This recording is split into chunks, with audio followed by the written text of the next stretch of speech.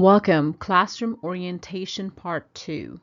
In this orientation, you will know everything and anything regarding your classroom, what you can or cannot simply do in your classroom, and how to be more trained and ready and prepared for you to take on your next job. Purpose. After completing this training, you will have an understanding of how to be an awesome teacher and thrive at your job. This will help you know all the information related to your classroom and children. Be sure to take lots and lots of notes and ask your mentor for any questions you might have at any time. Index. Some of the key points that are covered in this presentation are: be prepared, know your resources, crucial teacher skills, routine and consistency, structure, interaction, supervision, organization and cleanliness, upkeeping of the class and the materials, communication, respect, and the result. Attention, notice on marijuana and other illegal substances. Marijuana is a very complicated and tough subject for us to discuss and or even to bring it up in any conversation with anyone at any time. We do respect everyone's privacy and have no need to know what everyone chooses to do on your leisure and or personal time. However, when it enters our center, it does affect us and our children and becomes our problem. As a team member of DearOnes, if we smell any of these substances, regardless of our employees' claims and or parents' claims or excuses, they will be asked to submit a drug test at their own cost to be in compliance and provide safe care for our children at all times. Besides this, we do also provide care for children such as young as 4 weeks old and who do have allergies and or other special needs, including adults. Breathing in such strong odor only has negative impact. Regardless of how hard we try to clear it out of the air, it still ends up resulting in allergic symptoms and or making a child or adult feeling uncomfortable to breathe in. If your belongings also smell like any illegal substances, we would unfortunately have to take strict actions per licensing in our policy. As a childcare employee, you should always be free of all illegal substances while working in childcare at all times. If you see someone, hear someone, and or smell this or any other substances on any of your coworker, do not hesitate, not even once. Think of the children before you think of this person who chose to do the wrong thing. Children cannot protect themselves and do rely on adults to do the right thing from the get-go or to get help from others who actually can do the right thing. Employee parents. If you're an employee of DearOnes School who has a child that also attends the DearOnes School, you're required to come in at least 15 minutes prior to your shift, if not sooner. When arrived, you are only to check your child in like any other parent and drop your child off to his or her class and have the necessary communication with the teacher. This will help you give that undivided attention and have all the proper communication with the teacher and have you concentrate at your work for the rest of the day. Remember, only clock your child in, not yourself, since you are still a parent. When you're ready, you are then to sign in at your scheduled time for your shift and report to work immediately. Avoid having to go use restroom and or chit-chat with any other teacher. At this time, you are clocked in. It is considered riding the clock if you are not doing this accordingly. If you're wanting to spend your lunch with your child, you are to sign them out and request to have them be brought to you at the door just like any other parent. And when ready, sign them back in and make sure you have the other necessary conversation before dropping them off, and then clock yourself in after the child has been dropped off back in his classroom. It is never okay to sit and stay in your child's class off the clock. Per licensing, you will be held responsible if a negligence and or incident occurs. It is never okay to roam the hallways to peek into your child's class just to see what they're doing and or ask for a number of restroom breaks just so you can spy on your own child and or his or her teacher. It is never okay to neglect the children under your care and then to peek through the window to check in on your child and or other people's children. It is never okay to hear your child's cry and jump out of your room to handle it yourself. It is never okay to disrespect the teacher who's lovingly caring for your child when something happens. Like any other incidents, you are and the teacher to report it to the management and then let us investigate and then handle it accordingly. If needed, we will arrange a meeting where we can talk and discuss. It is never okay to just have expectations for the teacher that provide care for your child, but then yourself, you don't meet the same criteria and responsibilities in your classroom assigned. Now that we are all clocked in, how are we going to make sure that we are ready for the next step? Be prepared. In general, being prepared for your class has less to do with how much or how little time you spend preparing and more to do with how well and how wisely will you be using that time. First and foremost, it increases your chance of success and having a good day in your classroom with your children. When you're prepared, you're able to act quickly and decisively when opportunities arise. Some qualities of a good teacher include skills in communication, listening, collaboration, adaptability, empathy, and patience. Other characteristics of effective teaching include an engaging classroom presence, value in real-world learning, exchange of best practices, and a lifelong love of learning. Coming to work 5 to 10 minutes early for self-care and catch up on any personal communication is always helpful for one to avoid feeling rushed and or any anxiety. If you're clocking even a minute late, you will hesitate. You will have your vibes worked negatively, and that will affect all day long. Thinking positive and greeting everyone will put you in positive mood as well. So start greeting. Don't wait for others to greet you. Vibes are very effective, so be sure to put out what you want to take back in return from others. Having a brief understanding of the day before it starts, including learning, craft, and other activities, will also help you not feel lost and confused. A prepared teacher is always respected by not only children, but parents as well. Come in prepared and dressed for success. It is a requirement. When wearing comfortable professional clothes, you are very free of other discomforts on personal level. Can clothing affect people's work quality? The way you dress for your job can affect how motivated you are to work and therefore also affect how productive you're going to be today. If you look the part, you're more likely to feel the part and you will feel a greater drive to do what you're supposed to do. Make sure you're dressed in your best every day, as it is the first step in motivating yourself to do better. Make the right decisions and accomplish your goals. When wearing uncomfortable clothes, you can easily get frustrated, and researchers found that what we wear to work has psychological impact. Comfortable clothes boost feelings of authenticity, which correlates to better work engagement. However, at no time should it be obvious of the layers that one might be wearing. I shouldn't be able to tell what all you got on. If I can tell, you're exposing a little too much and you're definitely dressed uncomfortable. What do you think some of the uncomfortable clothings are? Let's open a discussion. Know your resources. A teacher never just sits and waits, especially a good teacher. Knowing your resources will help you grow at your own pace. For you to enjoy while you are working and to be a successful teacher, you are actually required to be in the know of the following anyways. The State of Texas Minimum Standard, which is a book of rules that no one can override, not even your director and the owners. So know when they're saying that this is a minimum standard, that is something everyone is to follow. You should always follow this rule book.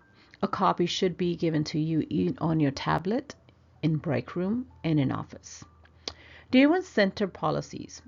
As an employee of DearOnes, you are mandated to make yourself aware of both the parent and employee handbook. This will help you be aware of what to do and what not to do while at job without having any other conflicts. This will also be provided to you with your employment letter via email. Soap binders. These binders are located in each classroom cabinet, but there are management soap binders as well that are located in main office and or front desk. These binders are full of all refresher information on how to do anything in your classroom. Don't know how to sweep? It's got it. Don't know how to vacuum? It's got it. This will help you answer any questions and or have any questions on. Remember to just simply reach out to your management for any questions so you're in compliance at all times. The soap binders really actually happened for us because we got tired of listening. I don't know how to, I was never trained on. Not only we are now more focused than ever to train all of our staff on everything and anything, but also give that to them in writing. So you have it in both ways. ProCare. This is a training that you will be assigned as part of your orientation to be able to use the software on a daily basis.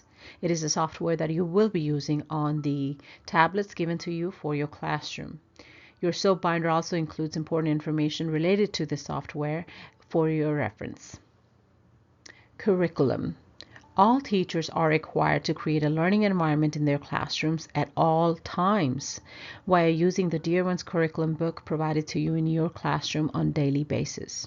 This will have daily learning curriculum for you all sought through, leaving you to only just bring it to life and actually be consistent with it. Remember to take care of this curriculum. If it is torn, missing, and or damaged, you will be responsible for replacing it for $50. Parent board. During your tour, your mentor will show you this information board, which includes all the vital information that teachers and parents need to be aware and always to have it on hand. It also includes the core values of DearOnes team and all the licensing required documentation. At DearOnes, if you haven't seen it already, it is yet to come, but a teacher board for all what's coming next, what is going on, how we hire, and all the other important information will be pasted on this teacher board. Know your classroom rules, to-dos and don't. For you to enjoy while you're at work and to be a successful teacher, you're required to know the following. Furniture in the classroom is for the age group of children assigned to your class to sit and work on. It is definitely not made to support an adult's weight and can cause some serious injuries. Therefore, you are required not to sit on the shelf and or the furniture that is meant for the little children. Teachers are recommended to sit on the floor and at their eye level only. At no time should a teacher sit and or lean against the shelves, tables, and or the tiny chairs. You are setting the wrong example. You are telling them it is okay to sit and or stand against and on the furniture. Changing tables. When changing diapers, you should always have one hand on the child at all times. It doesn't matter what you're doing, what your excuse, always do that. When reaching for anything, never ever leave a child unattended on the changing table. That belt is not that strong. It's called accident for a reason. You want to prevent that. You can and will be held responsible for any lawsuit and or disciplinary action. Falling from changing table can cause serious injuries and or death to a child.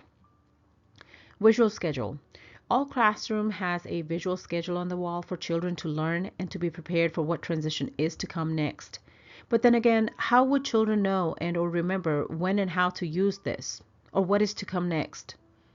It is teachers' responsibility to go over this on a daily basis and be consistent with it so they expect and know what's to come next. A summary of the schedule can also be found in Teacher's Binder in your class. Daily logs. This can be done on ProCare app on the tablet provided to you in your class on ProCare. This is a requirement and cannot be neglected at no time. So what's your excuse? It's a requirement. So let's save the excuse. It's part of our job. We're going to do it. In the event where we do not have power and or internet, all staff is to request the paper copies to provide to the parents at the end of the day. You're still to do the daily log. That's how important it is. A teacher is never allowed to make this decision when and should she or should not fill out this form. It should be done as the task is being done before moving on to the next task. So I just changed Jamie's diaper. I'm going to go ahead and put that in first and then move on to the next child. That is the only way to do it. Materials in the classroom. All teachers are required to create a learning environment in their classrooms. Your material in your classroom are the extension part of your curriculum. Teachers should respect the materials in the classroom and teach children to respect the material and the room at the same time. At no time should you trash the material without consulting the management. You are responsible for everything in your classroom and will be asked to replace it.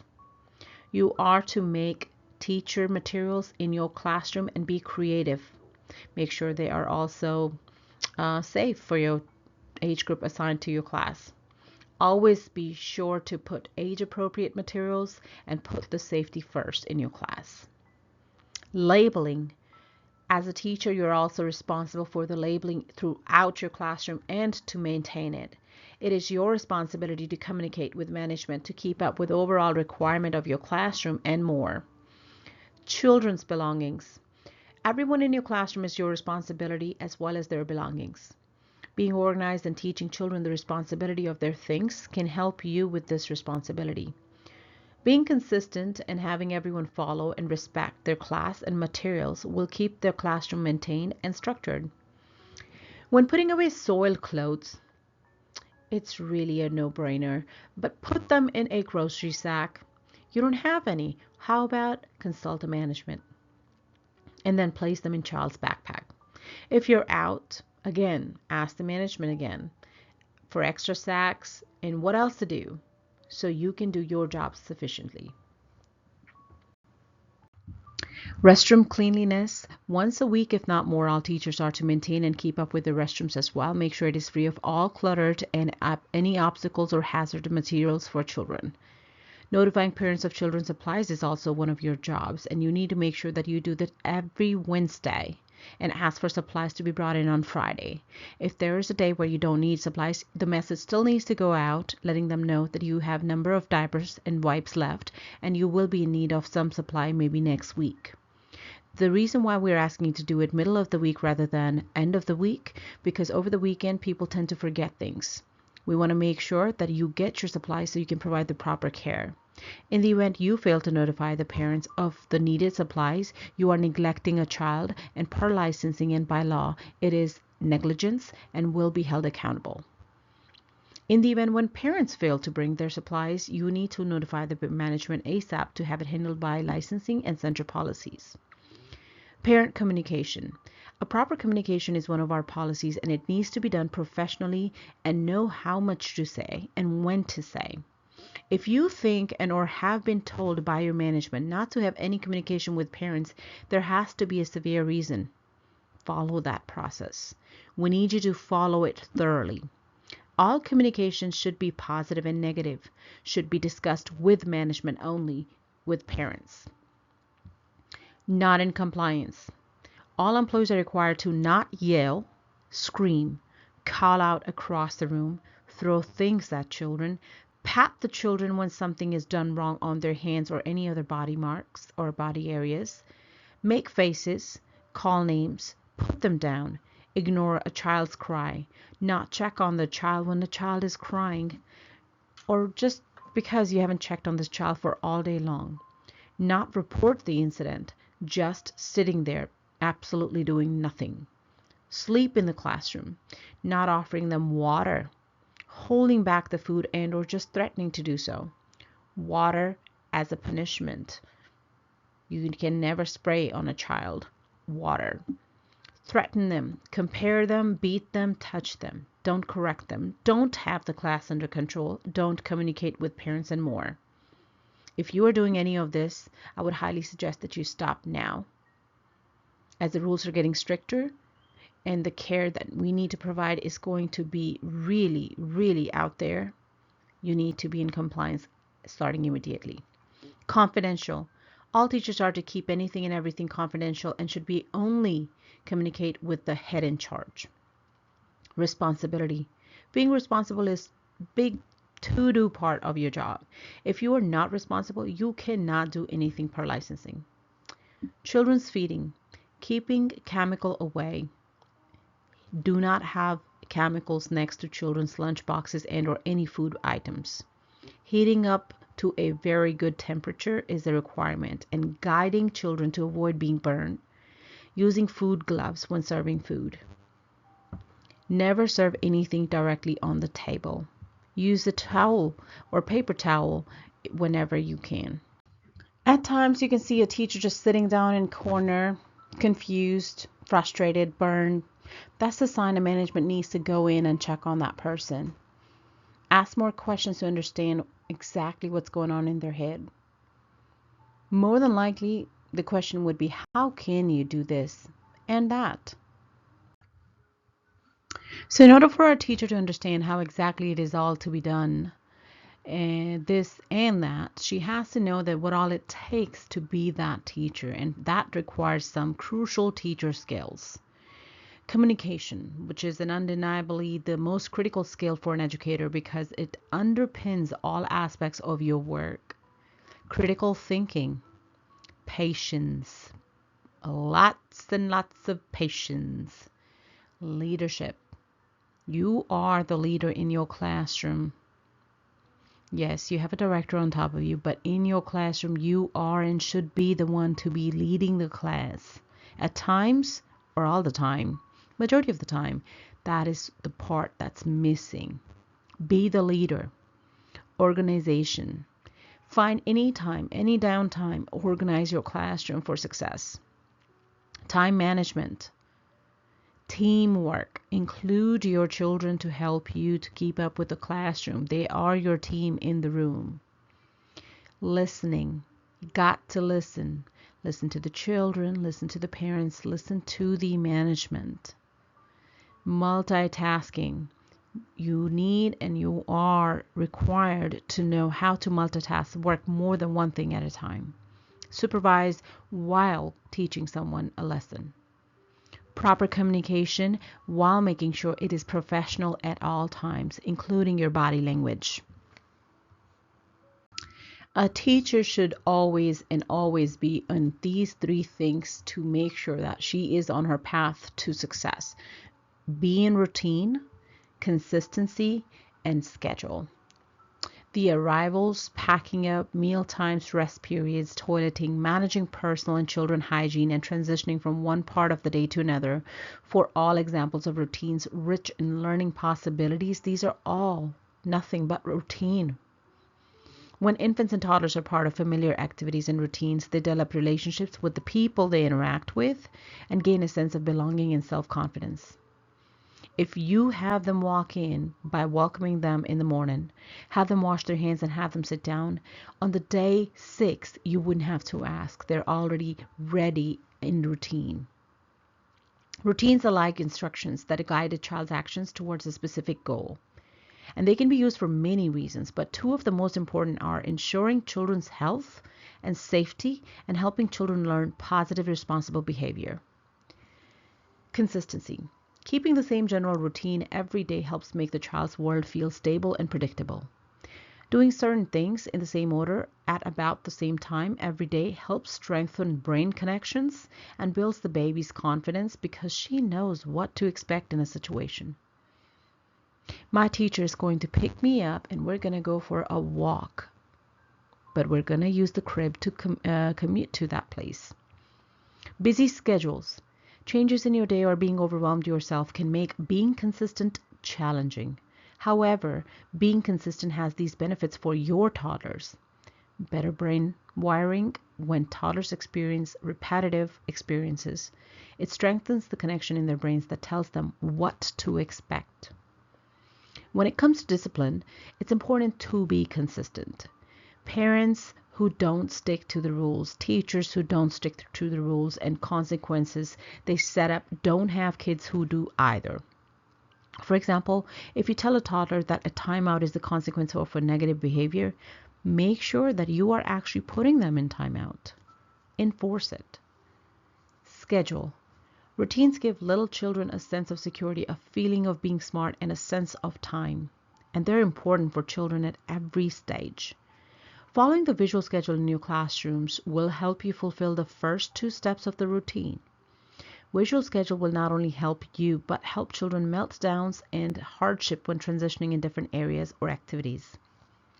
A teacher who follows the schedule, maintaining the routine and consistency, will have structured and in-control classroom as required by the licensing.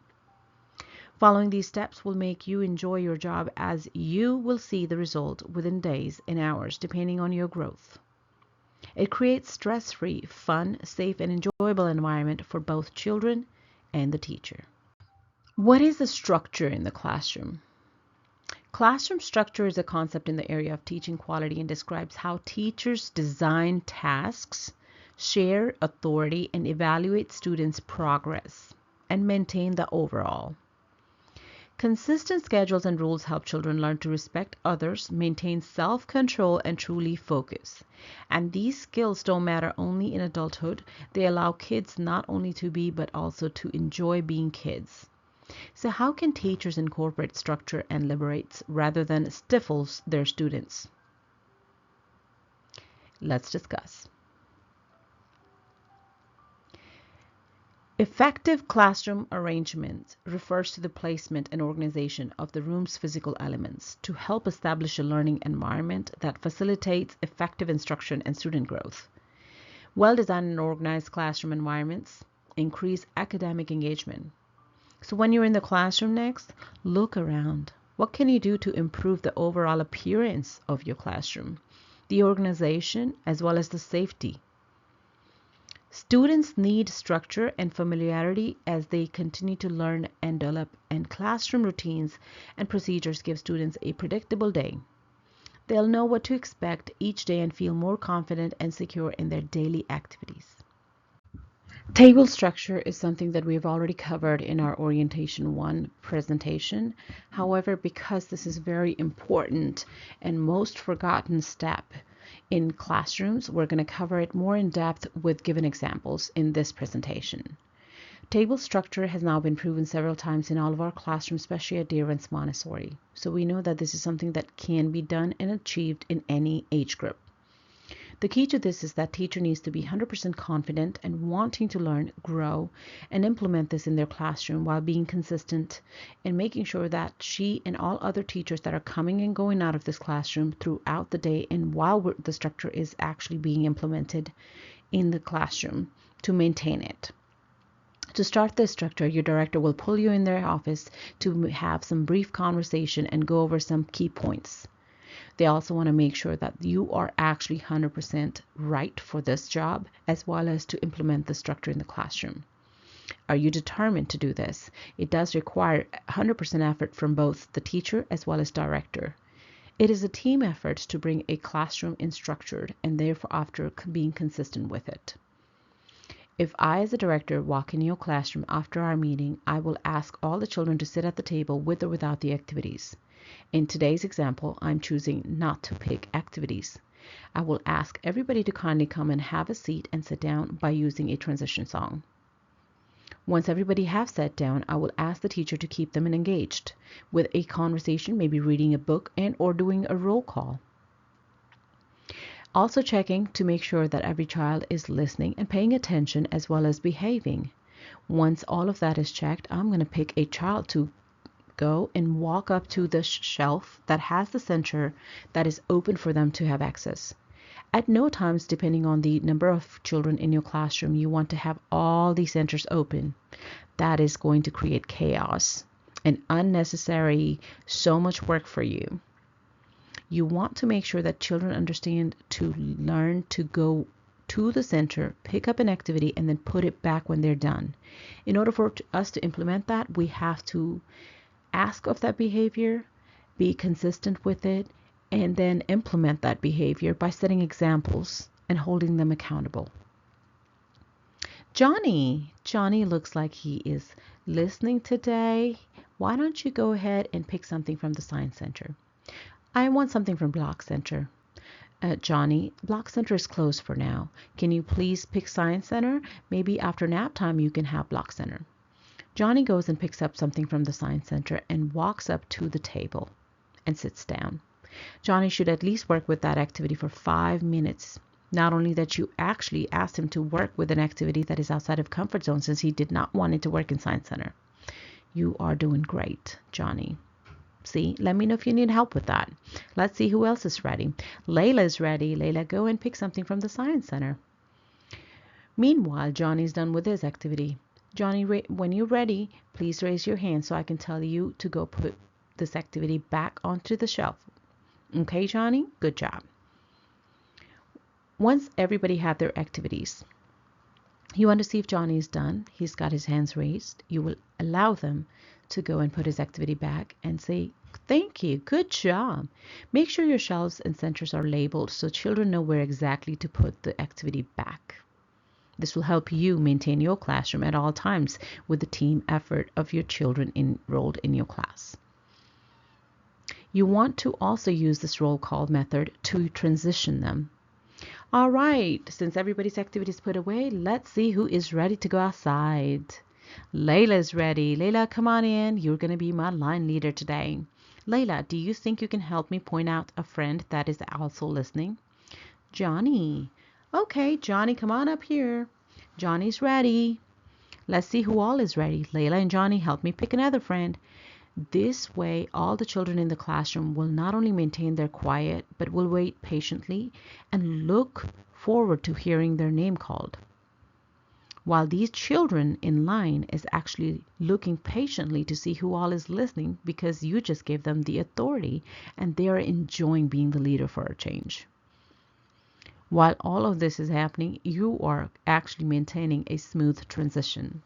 Once everybody's in the line, ask everybody to pat their back and give them a praise for doing the right thing.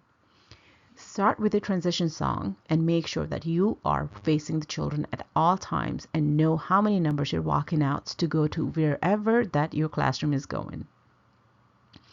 When changing a diaper, you can use the same roll call method, especially if you have two friends. Say, for instance, Johnny and Layla are your troublemakers in your classroom. Hey, Johnny and Layla, I need some help with the diaper change. Could you please help? Here you go, Johnny. Can you hold the diaper and give it to me when I ask you for it? Layla, here's the wipe. And this way you kept these two children engaged and nearby you to avoid having them involved in an incident. And the attention that they really badly needed, and you gave it to them. Assigning tasks also give children such assurance that they feel valued for making everyone proud by helping them. Teachers should be consistent and firm where needed while making sure she is using gentle and friendly voice while getting to their level to communicate as much as possible. This training is only successful when a teacher is determined and wants to grow for children's growth, and a strong willpower to follow a routine and be consistent and class schedule on daily basis. For any teacher to achieve this, she would also have to be in proper attendance and not an excuse giver. So my question is, are you an excuse giver? Or are you going to implement table structure to be a proper teacher? Interaction. So as you saw in table structure, all of that talking that teacher did, asking them to raise hand, praising, interacting, letting them know she's there to help them, asking them for their help, holding the diapers and this and vice versa, including them into the interaction. It was all part of the interaction, and that is what EFS, TRS, and licensing requirement is. You should always be interacting. Singing to the children all the time, by the way, which is a very hectic task, is not feasible. Not all the time. So therefore, you have to learn to speak to the little people. Teacher-child relationships are most measured in terms of closeness and conflict. A child with a close relationship is likely to feel warmth and connectedness towards that teacher and to see the classroom as a safe and affirming learning environment. 3 things teachers do when interacting with children.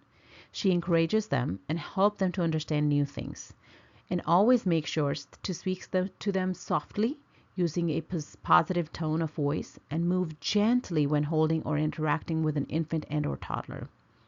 Positive interaction could include greeting students by their name as they arrive, giving praise for working hard, or asking about a student's pet, just small talk. For infants, please make sure you're using gentle hands at all times, supporting them the way they need to be held, and talk to them. Don't forget that infants need to be spoken to. Student interaction factors. Know your students. In addition to their names and experiences and age, determine their skills and knowledge. Create a welcoming learning environment for all. Make students feel comfortable and important. Set and communicate expectations. Encourage students to interact positively with one another using some of our social key cards. Teacher who does a proper positive interaction on a regular basis will have structured and controlled class. She will have almost to no accidents in her classroom, making everyone happy and confident in her. So again, another question for you wonderful ladies. Are you providing a proper positive interaction on a regular basis in your classroom? If the answer is no, then how are you expecting that your classroom be in structure, in control, well-mannered, educated in learning environment on its own? You're going to have to learn to put that and teach that first. Remember, you're called teacher.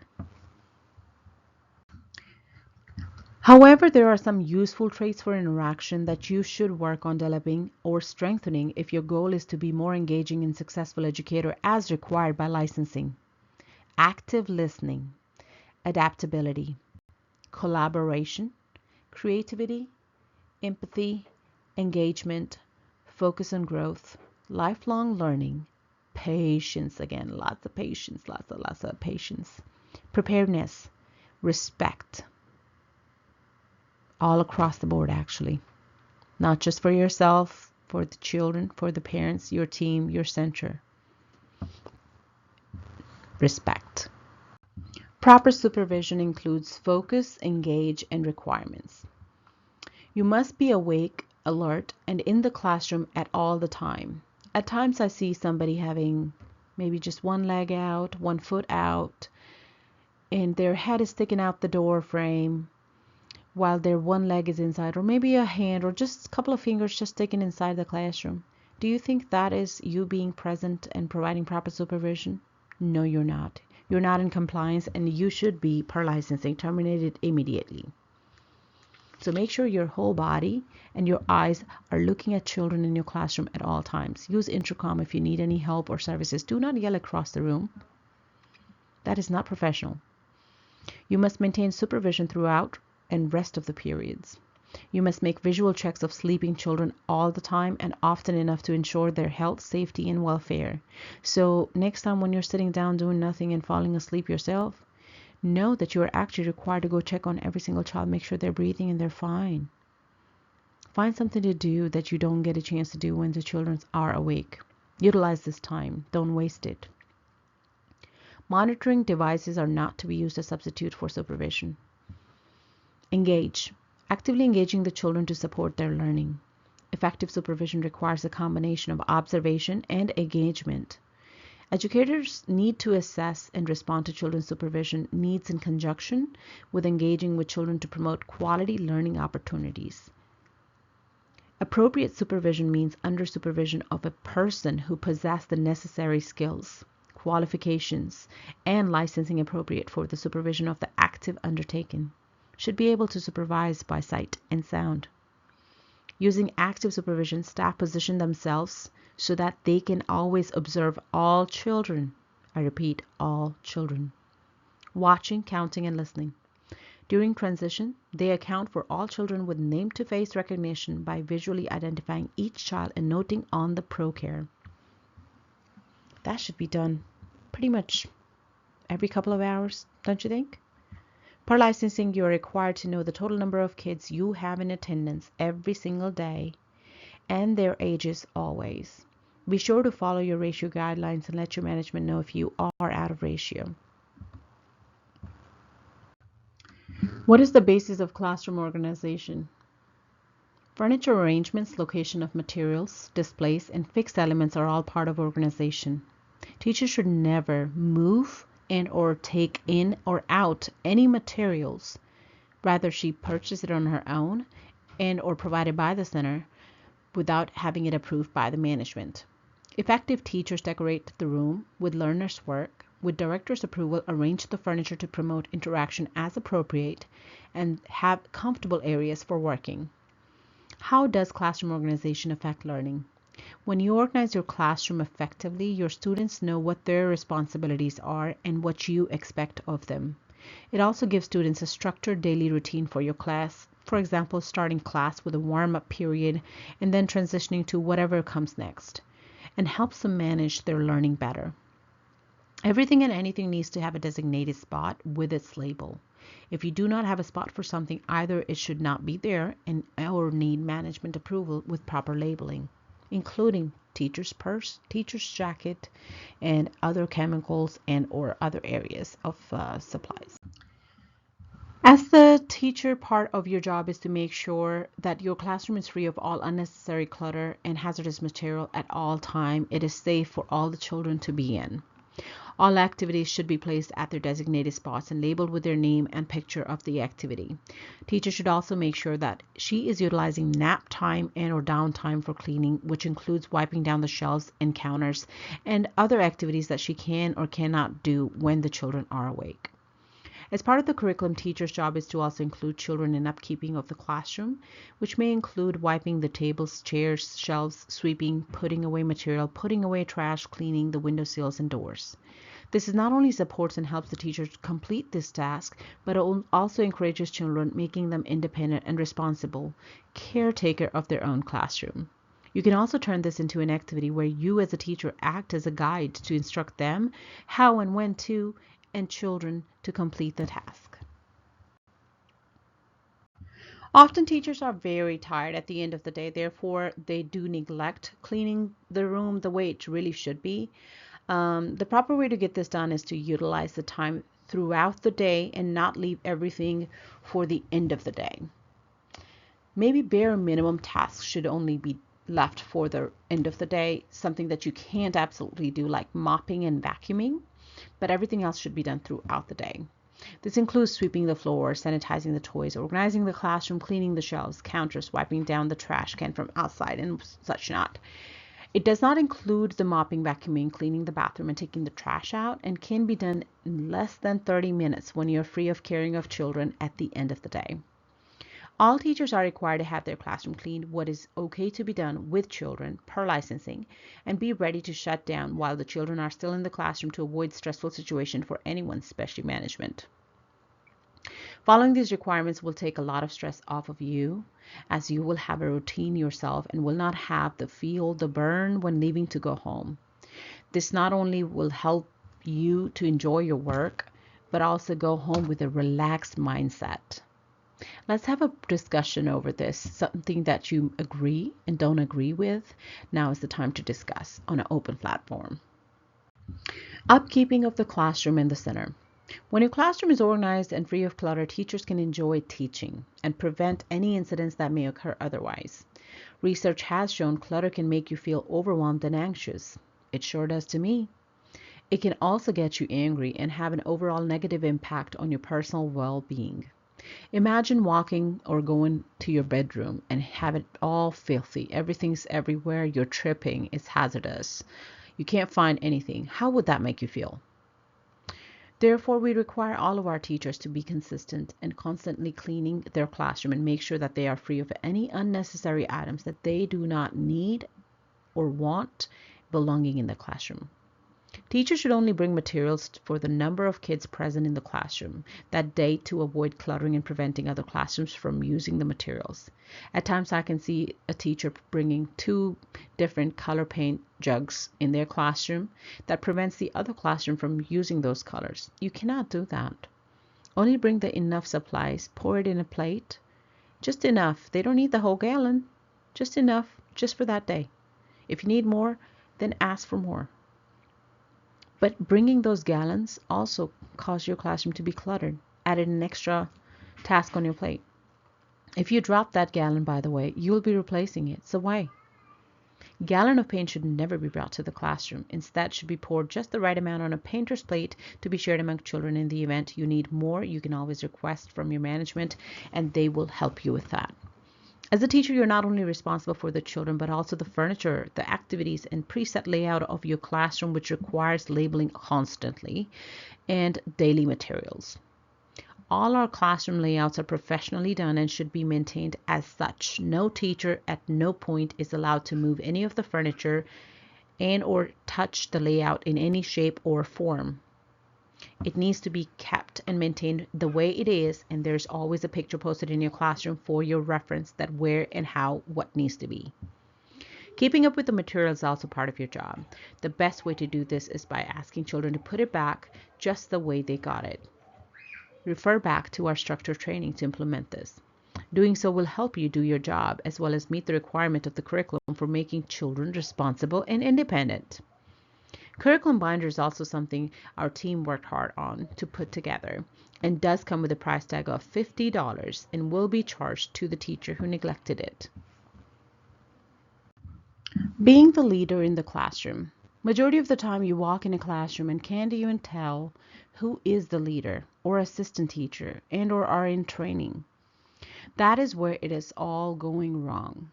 First thing to always know of who has what role in your classroom.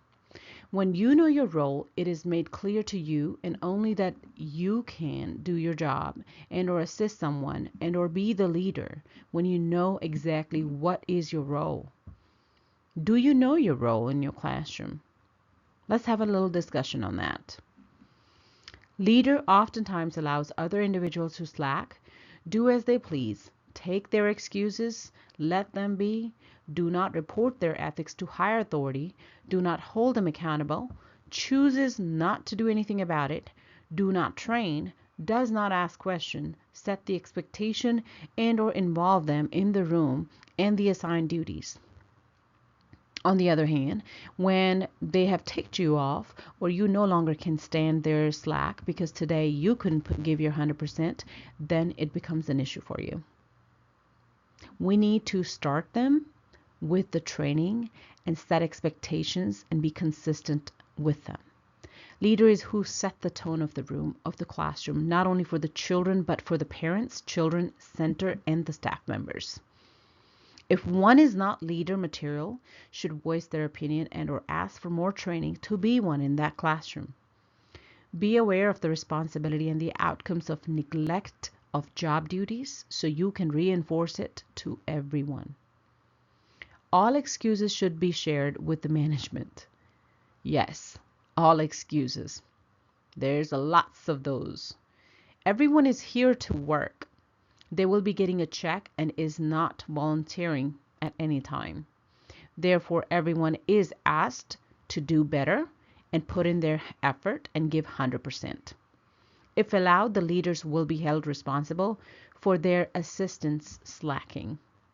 No accommodation will be made if it was not discussed during their interview, especially if it is a pre-existing condition and or never mentioned to the management but the staffs in the classrooms. If you cannot supervise or they don't listen, you can't keep your classroom under control, that's a neglect. You're asking for accommodation by saying excuses. That's not going to be acceptable. Per law, if you need any accommodation, it must be requested in writing. As you know, and or prior to your interview, you will require to bring in a doctor's note agreeing to make the accommodation and or details of the accommodation to be fair with others. Providing a doctor's note does not mean that it will be approved by the director, as we may have to meet the requirements by licensing as well. Therefore, it may or may not be approved regardless of doctor's note. In the event we cannot provide any accommodation due to licensing requirement, staff member will be asked to resign. As a family childcare provider, you play an important role in the communication and language development of each child. A childcare worker can appear open, friendly, or unfriendly depending on their body language and tone of voice. Not greeting someone when you see them for the first time can be considered rude and disrespectful because it can be seen as ignoring their presence or dismissing their importance. It does not matter you are on the clock, off the clock, in the classroom, as long as you're on the premises, you are always going to be professional, period. Greeting someone is a common social custom that shows acknowledgement and respect for the other person and is required at all times at DearOnes School. What is the purpose of greeting parents and or children? Greeting parents or children when they enter your store center shows them you value their concern and are willing to help. Greetings give you the chance to make a positive first impression and set the tone for the entire childcare experience and build positive relationship with parents. An employee's responsibility to maintain confidentiality regarding information learned about the children, their parents, guardian families, and other employees applies 24 hours per day, 7 days per week, regardless of how or where the information was obtained. Employees must be diligent in their efforts to maintain confidentiality and should be aware that there are job-related consequences for violation of confidentiality and rights of privacy, and there is potential for civil liability against the individual employee and the center. Always make sure when communicating that you are keeping things confidential. DearOnes will be using a survey method with parents to know if our teachers are on the path to success and stay motivated moving forward. Communication Part 2. Families, the children whom we serve, and their parents, guardians, and other family members are our center's most asset. Every employee represents DearOnes Daycare to our family and to the public. The way we do our job presents an image of our entire organization. Families judges all of us by how they are treated by every employee at the center and outside. Nothing is more important than being respectful, courteous, friendly, helpful, and prompt in the attention given to the families. Our personal contact with the public, our manners on the telephone, and the communication we send to the families, whether writing or verbal, are a reflection not only of ourselves but also of the professionalism of DearOnes School. Positive interactions with our families not only enhance the public's perception of image DearOnes School, but also help us to obtain grants and contracts. It is expected that all employees of DearOnes School will interact respectfully, courteously, and promptly with our families. All the families have the right to their privacy. Do not discuss the children and families publicly or with family members, either by name or physical description. Some of the families have also restricted photography permission for their children. Please do refer to their individual file at the red folder in your classroom on the wall for more information. Employees who have failed to appropriate interaction with our families will be subjected to disciplinary action up to and including termination. When communicating with a parent regarding a child's negative behavior, you're required to give them 3 positives right after the negative. As a teacher, there are a lot your management can point out towards you, but what they thrive on is to encourage you to do better when correcting and or training you. To prove this point, if needed, we can have a list ourselves, but that is not the right thing to do. You need to not come across as someone who only sees negative and wants perfect kids only.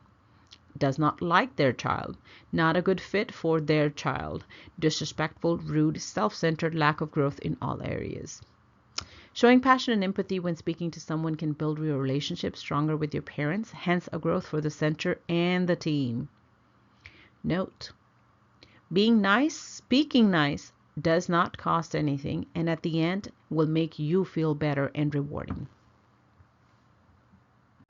Respect. Respecting and loving yourself is the first step toward gaining the love and respect from others. Take care of your health, yourself. The key to address the importance of professional appearance is to pay attention to the way respected, established colleagues dress and emulate them. Always avoid revealing tight, stained, ripped clothing. If in doubt about what's appropriate, ask your supervisor. Speak to everyone with respect, professionalism, and the positivity you're required to greet people and interact with when at DearOnes. Respecting your belongings, your class, children's center, and your team. Together we can make an extended family that spends majority of the time together working and having fun. Your appearance is often the first thing others notice about you. Dressing professionally can help form a positive impression to the people you meet in the workplace. Be sure to always follow your dress code guidelines in your employee handbook, but also to especially focus on your personal hygiene. If your staff can smell you, there probably is a problem. If the employee has a qualifying disability and the employer is covered by the ADA, the employer must consider accommodation. In some cases, an employee may be able to overcome hygiene problem through medical treatment as well. Smell harassment. It refers to the act of inadvertently offending others with unpleasant body odors by simply not having a good hygiene routine for oneself. These are some of the questions that actually have been asked because there were and have people been on our team that are not very hygiene when it comes to themselves. Can I refuse to work with someone who smells? You actually, unfortunately, cannot. Instead, you should inform someone in management who will then handle it accordingly. Is body odor a discrimination?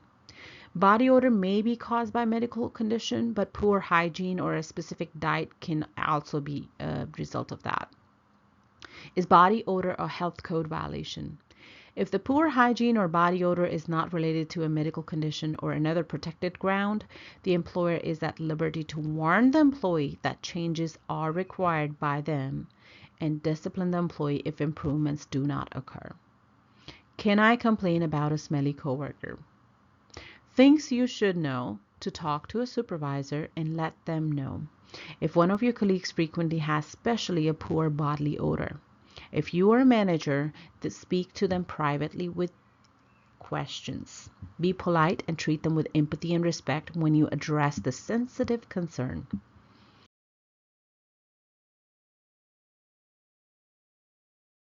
Can you leave your classroom whenever you feel like it, you want to, or you just simply don't care?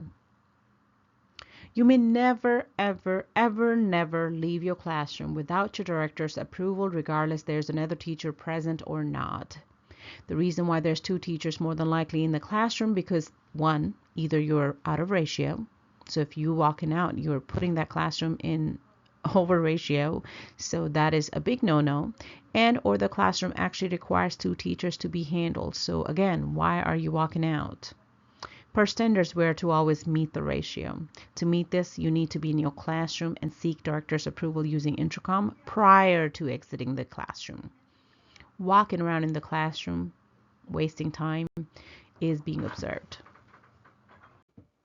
Can you take a child to his mom who works at the center for not listening and or to change a diaper whenever you want to? Just like other parents, our employees are and should be treated with the same respect. We do not bother our employee parents with anything unless it is a neck of injury per minimum standards and or severity of other injuries. We follow all policy and regulation as we do for other parents. Nothing special of any sort. We respect our employee parents just like others. We fill their daily logs out regularly.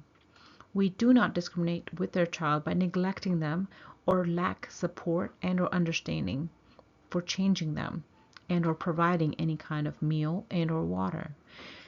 We fill out an incident report whenever their child gets hurt and or have behavior concern. We communicate at the end of the day. We ask for supplies on timely manner, that too in writing. We provide feedback according to our policy. We communicate with our management whenever a conflict arises and or the employee parent is failing to provide for the child, just like any other parent. We keep everything and anything confidential. Employee parents should not be asked to change their child's diaper and should always change themselves for their child when in care. Lunch is your personal time. Lunch. It is very important to us. However, we do want your attention to understand and be available and be off the clock at the time of delivery of your lunch and be able to receive it yourself and to collect it from the main entrance. Since we do have a number of teachers and employees working for us, if you think of it, if every other person did DoorDash, I would have to actually hire a part-timer just to collect the lunches and deliver them to you. Management has many tasks and duties and often wear more than one hat at a time. Other than managing the teachers in the classrooms and for them to accomplish these duties and their tasks, they have to be present at their desk and office without the interruptions, at least the ones that can be managed by others. During lunchtime, which is our nap time, this time is very crucial. We feel like we shouldn't be disturbed so we can actually get majority of our work done during this time. But no, unfortunately, we're bothered by having to deliver food. It really does become an inconvenience to those who needs to focus, think, and stay on their tasks, which does require critical thinking. Therefore, we unfortunately have to make this rule, and we must ask and request all staff kindly to either bring in their lunches with them and or order in their lunch. All employees are to clock out and then collect their cell phones to communicate and or order their food. They will not be using our tablet to order any food. Management will not be collecting and or receiving food from anyone and or to deliver it to your classroom at the door. Bringing a packed lunch is not only convenience across the board, but also is budget friendly and healthy for everyone. Pre-plan and save. How to call in and assuming that it is okay and it would not affect the censure and you are actually doing a great job. I am sick. I'm sorry, I won't be coming in because I'm on my periods. I have a headache. I don't feel well. I just can't come to work today. I overslept. Didn't slept at all. That's why I'm not going to come in today. Hangover. Special headache. Funeral. Birthdays. Family bonding. Child is not well. Been on the toilet all morning. Nausea. Stomach ache. I have an appointment. I had flat tire. Someone ran into me. My battery's dead. Didn't have money for the gas. Don't have a sitter. Never received the schedule. Don't have a ride. Let's discuss among each other to see how we can overcome each of these obstacles and can adult that day. What are the director's responsibilities while they're at the child care center? Even though the teacher's orientation has nothing to do with the director's responsibility, I still, however, feel like it is important to actually understand true duties of your directors on a daily basis, which are the child care center's daily operation is administered in compliance with the minimum standards specified in this chapter, and it is high. So therefore, your director's job is to make sure that every single person on this center is in compliance with anything and everything. The center not only is being operated but also observed. All employees comply with the minimum standards. All employees have assignments that match their skills, abilities, and training. All employees are supervised. That is one of the main jobs that your director has on top of everything else. Supervision includes, but is not limited to, knowing what the employees are doing at all times, but also to ensure that they are fulfilling their assignments and responsibilities. Caregivers are not regularly scheduled for more than 10 hours of direct child care during a 24-hour period. And qualified substitutes are called as necessary to meet the minimum standards. During pickup and drop-off, conversation with parents. The parent-provider conversation is very important. However, at times the parent-provider conversation should be limited and cut short, knowing that you actually are supposed to provide proper supervision in your classroom assigned to you. Cut the conversation short only to the priority conversations so you can report back to your class and to the children who are waiting on you. In the event if an incident and or accident does take place while you're engaging with a parent, that to an unnecessary, awfully lengthy conversation because you were occupied and the incident took place, you have just violated minimum standards and your center policy of keeping those children safe and will be prosecuted. It is our job to remind you and ask you to cut your conversation short. You do not have to necessarily say goodbye to every single child that you see going home.